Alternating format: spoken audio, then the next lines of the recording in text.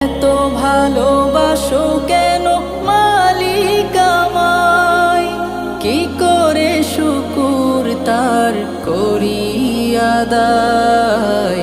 এত ভালোবাসো কেন মালিক আমায়, এত ভালোবাসো কেন মালিক আমায়।